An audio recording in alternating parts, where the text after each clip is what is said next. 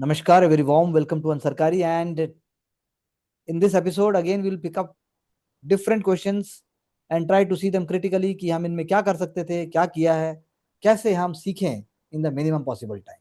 It is going to be a wonderful journey. So stay till the end and try to understand and make your own point side by side because बिना कर्म किए फल मिलना बहुत मुश्किल है. मिले तो मुझे भी बताना. Discuss the character of major tribal uprising in British India in the 19th century. कुछ नहीं बोल रहा, यानी उसके करेक्टर की बात कर रहा है. यानी अगर मुझे ट्राइबल याद भी नहीं है लेकिन मैं जंगल में अपने आप को ट्राइबल मान रहा हूँ और मैं लड़ रहा हूँ, तो फिर भी कुछ करेक्टर दिमाग में आता है या उनकी जो मेन पॉइंट आते हैं वो डालने हैं. तो लेकिन हम देखते हैं हमने कैसे शुरुआत की. Tribal uprisings brought a landmark shift in understanding the actual purpose of Britishers and bringing the masses together which culminated in the revolt of 1857. I think ये एक बहुत बेहतरीन स्टेटमेंट है और ये स्टेटमेंट लिखकर हम ये बता रहे हैं कि हमने डायरेक्शन दिया ट्राइबल अपराइजिंग को. Basically character, regional character with the beginning of Sannyasi rebellion in Bengal, बहुत बढ़िया. Impactful due to participation of active aware masses for their rights and justice, Bhil and Koli, बहुत बढ़िया एग्जाम्पल. दूसरा भी फिशरमैन कम्युनिटी का जो दिया. Planned and organised due to leadership provided by one among the tribal like Bhagwan Birsa Munda, Ulgulan movement, बहुत बढ़िया. Timing of the movement were however not uniform, बहुत बढ़िया point. Inspired the future present revolts, बहुत बढ़िया पॉइंट. एक और पॉइंट कैरेक्टर था कि जो आउटसाइडर्स थे डीकू उनके अगेंस्ट, हाँ लेकिन जो जी। आउटसाइडर उनके साथ थे उनका साथ लिया. हम्म। और वायलेंट और नॉन वायलेंट, ये भी एक कैरेक्टर है. तो आपने यानी कैरेक्टर बहुत सारे बताए लेकिन वायलेंट नॉन वायलेंट बड़ा मेजर पॉइंट है, वो आना चाहिए था. और उन्होंने लीगल तरीके से भी ब्रिटिश से फाइट करने की कसर नहीं छोड़ी, वो भी एक कैरेक्टर है. यानी कि ट्राइबल अपराइजिंग्स के बहुत सारे फीचर जो बाद में किसान मूवमेंट में हमें दिखते हैं वो भी एक कैरेक्टर है. हो गया भाई, आई थिंक इनफ. सारे तो लिखने नहीं है, सारे लिख भी नहीं सकता कोई, थोड़े लिखो लेकिन जबरदस्त लिखो. So it occurred in different pockets of India. British couldn't assess the true strength and spirit behind them, which finally emerged, like in Indigo Revolt, like in Inferno as the revolt of 1857. Therefore, tribal revolt, the soul of the freedom struggle, marked the beginning. I think बहुत ही बेहतर लिखने की कोशिश की और मुझे इसमें कुछ पहले के आंसर्स के मुकाबले मुझे इसमें कुछ अलग भी दिखाई दिया, तो I think it is little better. Bring out the ideological basis of the moderates and extremist divide in INC. Modern extremists were the two sides of the same coin, worked and fought for a single goal but through different means. तो ideological basis क्या थे? Persuasive approach to reforms, direct confrontation, foundational leaders like Dadabhai Naoroji, G K Ghosh, Lal Bal Pal, constitutional methods of blockage and rage. तो ये तो तरीके हुए. Ideological basis कह रहे हैं तो आएंगे हम. Ideology of moderate thus prepared the ground for success of the methodologies of extremists. It can be stated that despite differences, ठीक बात है, however initially the divide. भाई आइडियोलॉजिकल बेसिस ये है कि भारत एक प्राचीन विश्व गुरु और एक राष्ट्र है जो कि अंग्रेजों की गुलामी में भारत माता नहीं रह सकती. ये है एक्सट्रीमिस्ट का मानना, ये जी। उनका आइडियोलॉजिकल बेसिस है. मॉडरेट का मानना है देखो देखो देखो, ज्यादा बोलोगे सब मारे जाओगे. ब्रिटिश जानता है कि हमारा मदद कर रहा है, हम उन्हें समझा पाएंगे कि देखिए ब्रिटिश जी आपका पॉलिसी से फायदा नहीं हो रहा है, जैसे हम उन्हें समझा देंगे तो हमारा फायदा हो जाएगा. आइडियोलॉजिकल बेसिस था, आया बीच में आंसर में लेकिन फिर फैल गया. तो आइडियोलॉजिकल बेसिस क्या है तिलक साहब का? गणेश महोत्सव क्यों होना चाहिए, शिवाजी महोत्सव क्यों होना चाहिए. Ideological basis. गीता रहस्य, औरबिंदो घोष का स्पिरिचुअलिटी. भारत एक महान संस्कृति है, अंग्रेजों जैसी छिछोरी नहीं है. ये गोरे सिर्फ दुष्ट ही नहीं है, ये खुद में भ्रष्ट भी है. ऐसा ये आइडियोलॉजिकल बात समझे. तो वो लाना था जी। और सिंपल करना था, ज्यादा मेहनत करती, इसलिए आंसर फैल गया. चलिए आगे. Discuss major regulations enacted by the British rules to curb the freedom press in India.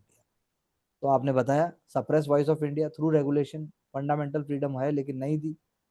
Less licensing act, vernacular press act, targeted Indian, definition of seditious content. चलिए आगे चलिए. लॉर्ड रिपन ने रिपील किया. वंदे मातरम बताया आपने. सीक्रेट प्रेस 1909 में भी किया, फिर उन्होंने 1913 जब फर्स्ट वर्ल्ड वॉर आया तब भी किया. सेकंड वर्ल्ड वॉर आया तब भी किया, तो आप लिख दो ऐसी, तो बाकी सारा ठीक है, बस एक दो तीन पॉइंट ये वाले नहीं है, कोई और थोड़ी से कम हो जाएगा, बाकी हो जाएगा। I think fair enough. पूरा ट्रेस करना जरूरी नहीं है, बस इतना लिख दीजिए जहां पे याद ना आता हो, and similarly till 1947 many more were enacted. क्या दिक्कत जी। है? मतलब हाँ। देखो भाई, ईमानदार हो, लेकिन ईमानदार के साथ साथ मूर्ख होना जरूरी थोड़ा ना है। Hmm. Form a critical assessment of non cooperation, testament of Gandhian philosophy at pan India level, which was a planned movement that couldn't be stopped by the British। चलो भाई, आपने बड़ा अच्छा बोला, टूल बता दिया आपने, bonfire, call to adopt, Gandhi cotton, सब बोल दिया, ठीक है। अब आई, ये बोल रहा है क्वेश्चन, बोल रहा है क्वेश्चन, क्या बोल रहा है क्वेश्चन, बोल रहा है क्रिटिकल असेसमेंट। तो क्रिटिकल असेसमेंट में आप चलिए आगे, चलिए आगे चलिए, टूल बता दिया आपको, यहाँ बताना चाहिए था कि कैसे नॉन कॉपरेशन मूवमेंट कह रही थी कि मैं स्वराज विद इन 1 ईयर, 1 या 2, 1, बानी। 1 साल में स्वराज दिला दूंगा, स्वराज डिफाइन नहीं किया। मोमेंटम गैदर हो गया, और बोला बिल्कुल नॉन वायलेंट रहेगा, लेकिन नो टैक्स कैंपेन भी चल पड़े, नो रेवेन्यू कैंपेन भी चल पड़े, कास्ट कास्ट बेस्ड मूवमेंट भी चल पड़ी। वो सब एक्चुअल उसका पार्ट नहीं था। झंडा सत्याग्रह भी हो गया, तो ये सारा का सारा नॉन कॉपरेशन का पार्ट नहीं था। और हम्म। थोड़ी देर बाद जाके खिलाफत वाला इशू भी अपने आप में गायब हो गया, वो मतलब जो चाहिए था वो नहीं कर पाया, तो ये क्रिटिकल हुआ। ये आपने तो मतलब बता दिया कि अच्छा अच्छा बता दिया, चौरी चौरा इंसिडेंट में फिर आपने बोल दिया रुक गया। आप ये कहिए, और स्वराज पार्टी लाने की तो बात ही नहीं थी, मतलब हमने ज्यादा मेहनत कर दी। हमें सिर्फ नॉन कॉपरेशन मूवमेंट पे ये बताना है कि कैसे उसने फर्स्ट टाइम सारे इंडिया को जोड़ दिया। पहली बार गांधीयन फिलोसफी रॉलेट एक्ट के बाद first time pan India level के ऊपर जब टेस्ट हुई, तो लोग उसमें कुछ हद तक पास हुए, किंतु सस्टेन नहीं कर पाए। जी। इसीलिए गांधी जी ने नॉन कॉपरेशन का कोई भी जो ऑब्जेक्टिव था वो पूरा नहीं हो पाया। हिंदू मुस्लिम यूनिटी फेल हो गई, खिलाफत गलत अपने आप हो गया, और स्वराज 1 साल में मिला नहीं, तो ये क्रिटिकल असेसमेंट हो गया। फिर लिखती लेकिन उसके बाद कि लेकिन उसके खत्म होने के बाद भारत के जो नेशनलिस्ट थे, सोशलिस्ट आइडियाज हैं, रिवोल्यूशनरीज हैं, सब अपने अपने रास्ते पर आगे बढ़े, सबने गांधी जी से कुछ ना कुछ सीखा। गांधी जी को किसी ने क्रिटिसाइज भी किया, लेकिन फिर भी सीखा, और एक तरफ स्वराजिस्ट चले, और भारत का नेशनल मूवमेंट ज्यादा मैच्योर हुआ, बस हो गया। जी। तो आंसर का डायरेक्शन डिफरेंट हो गया, जो चाहिए था वो नहीं है। चलिए आगे, व्हाट लेड टू। अब लेड टू में मतलब more of A strategic tact, 1870 से लगे हुए थे ब्रिटिश ये सब करने में। Silently create division and separation between Indians, ठीक बात। स्ट्रॉन्ग फैब्रिक ऑफ इंडिया, चलो बड़ा पॉइंट है ये। Time period British rule deviating, बड़ा है, ठीक है, बड़ा पॉइंट है। Division West Bengal East Bengal आपने बता दिया, चलो वेस्ट बंगाल लेस फर्टाइल लिखा है तुमने, ऐसा तो ना है, लेस बंगाल भी फर्टाइल तो है ही, ठीक है। तो ठीक है, लेकिन एजुकेटेड बोल सकती हो। चलिए आगे, बस यहीं पे रोक दिया। अब आइए, अब इसमें जो हमने समय दिया, जगह दी, क्वेश्चन कह रहा था व्हाट लेड। तो व्हाट लेड, वो आपने जो सबसे इंपॉर्टेंट पॉइंट है कि जो बंगाल से जो नेशनलिज्म राइज हो रहा था, Bengal became hotbed of nationalism. Bengal जो अखबार छाप रहा था वो पूरे भारत में और पूरे विश्व में जा रहा था, और हर आदमी मर रहा था। समझे आप? चापेकर जी। ब्रदर्स के बाद, जब चापेकर ब्रदर्स के बाद जब तिलक साहब के साथ साथ जब बिपिन चंद्र पाल जब बोलते थे ना, तो बंगाल गूंज उठता था। एक तरफ रविंद्रनाथ टैगोर बोल रहे हैं, एक तरफ अरविंदो घोष बोल रहे हैं, एक तरफ मणितल्ला, एक तरफ बॉम्ब बन रहे हैं। तो बंगाल नहीं है ये अपने आप में मॉडर्न, मॉडर्न एकदम रिपब्लिकन आइडियाज जैसे फ्रांस में थे वैसा हो गया था। तो अंग्रेज की हालत खराब हो गई कि यहाँ तो जो है बगावत की हवा इतनी गहरी है कि कुछ किया नहीं तो हम गए काम से, तो फील जी। नहीं आई, और आंसर डिफरेंट चला गया। चलिए, शॉर्ट नोट लिखना है। Brought a wave of religious reforms led by मैलब ब्लेट्सकी एंड ऑलकॉट। अच्छा, वेव ऑफ रिलीजियस रिफॉर्म्स मतलब क्योंकि एंशियंट हिंदुइज्म, एंशियंट बुद्धिज्म और जैनिज्म, यही सब रिलीजन पे बेस्ड है ये। और उनमें कोई रिफॉर्म नहीं चाहता था वो, बल्कि उनको ग्लोरीफाई भी नहीं बोलूंगा, बल्कि उनसे जानकर इनका मानना था कि हिंदू धर्म को अगर ठीक से पढ़ा जाए तो आदमी जो है 100 साल 200 साल भी जिंदा रह जाएगा। यानी कि हमारे जो एंशियंट वैल्यूज हैं, तुलसी को पानी दे दिया हमने, ऐसे प्राणायाम किया, सूर्य को जल दिया, मतलब एक एग्जाम्पल दे रहा हूं मैं, एग्जैक्टली ऐसा नहीं है, लेकिन अगर आपने हमारी परंपराओं को ढंग से पूजा, तो थियोसॉफिकल सोसाइटी का मानना था अपनी परंपरा को ढंग से पूजा, उसमें अगर हमने विश्वास रखा तो हमें कोई हरा नहीं सकता, हम पूरे विश्व के लिए रोल मॉडल हो जाएंगे, ये लिखना था। तो जी। थियोसॉफिकल सोसाइटी ने एक तरीके का, आज की डेट में अगर आप कहोगे तो मतलब बीजेपी गवर्नमेंट उसको 100 करोड़ की फंडिंग दे दे, हम्म। सारे आइडिया नेचुरली अलाइन हो रहे हैं, कल्चरल नेशनलिज्म बढ़ा रहा है थियोसॉफिकल सोसाइटी, जी। क्योंकि एंशियंट रिलीजन ही है उसके कोर में।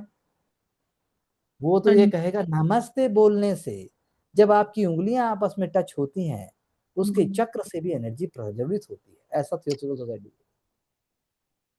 अब तुमने उसको जनरल बना दिया। चलिए,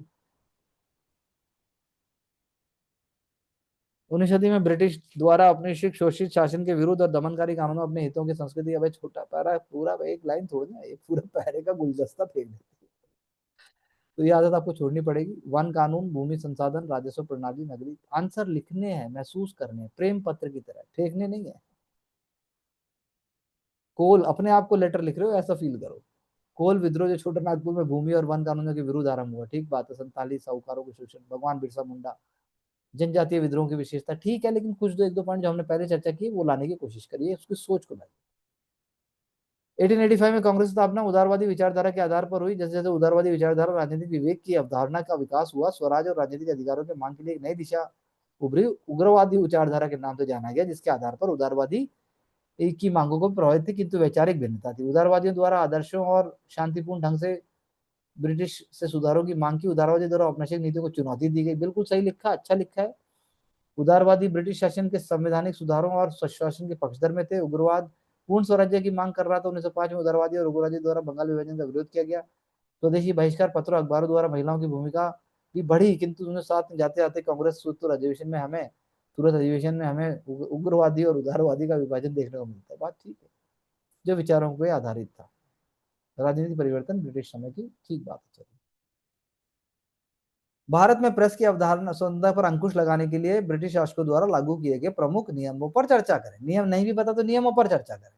आप ये भी लिख सकते हो कि इंडियंस को पता था कि हो रहा है फिर भी, लेकिन इंडियंस पीछे नहीं हटे। राष्ट्रवादी भावनाओं को दबाना, 1857, ठीक बात है। चोट लगी ब्रिटिश को, विद्रोह का प्रतीक के रूप में जाना गया। देशद्रोह राजद्रोह लाए गए, 1823 लाइसेंसिंग एक्ट, बिल्कुल सही बात है। 1857 का आप लेके आए, 1878 का वर्नाकुलर एक्ट लाए, बाकी दो तीन जो मैंने बताए वो आ जाए। असहयोग आंदोलन का आलोचनात्मक मूल्यांकन है, आरंभ हुआ, पहला बड़े स्तर पर हुआ, उदारवादी उग्रवादी दोनों ने भागीदारी निभाई, गांधी जी का उदय हुआ, जन एकता हुई, किंतु चौरी चौरा की घटना के बाद आंदोलन को गांधी जी ने रोक दिया। नकारात्मक पहलू क्या है?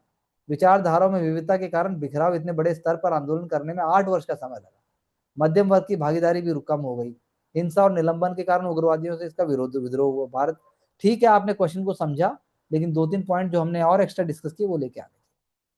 किस कारण से हुआ विभाजन? का मूल कारण सांप्रदायिक और भाषाई विवाद, दो प्रांतों का निर्माण पूर्वी पश्चिम बंगाल के आधार पर, जिससे राष्ट्रवादी भावना, धार्मिक विचार, आर्थिक उद्देश्यों की पूर्ति, बंगाल का दमन ब्रिटिश की नीति के अनुसार हुआ। चलिए, थियोसॉफिकल सोसाइटी की स्थापना न्यूयॉर्क में हुई, जिसके द्वारा प्रथम बार भारत में रहस्यवाद, बिल्कुल सही बोला, रहस्यवाद और अध्यात्मवाद, यही बिल्कुल ठीक वर्ड है कि भाई रहस्यवाद कैसे, मतलब वो जो स्पिरिचुअल और आत्मा परमात्मा और ये सब ऑकल्ट साइंस जिसको कहते हैं अंग्रेजी में, ऑकल्ट साइंसेस। तो I think these are the key points. तो बताइए देविका जी और दिव्या उर्फ दिव्या।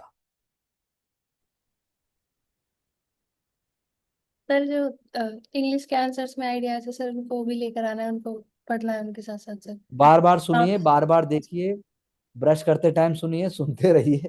Yes sir. भगवत गीता की तरह तो भला हो जाएगा। जी। मैंने आपके हाथ में टूल दे दिया है। आप बताइए मानसी। सर, जो स्पेसिफिक आइडियाज थे वो क्लियर हो गए। इनमें जो 5 सेट ऑफ क्वेश्चन है उसमें मेरी क्लैरिटी बढ़ी। वो बात ठीक है, हाँ, हम्म। यही मैंने भी, ठीक है। हाँ। 15 मिनट में क्लैरिटी बढ़ जाए लिख के, और क्या चाहिए। हाँ जी। पढ़ने में तो एक दिन लगेगा। के बाद भी डाउट रहेगा भाई क्या पढ़े पढ़ा। हाँ जी, हाँ सर, वो भी वैसे नहीं आता। So well taken, well job, and we will move forward with more confidence and clarity in our coming sessions. Get success with consistent hard work. All the best from Ansarkari.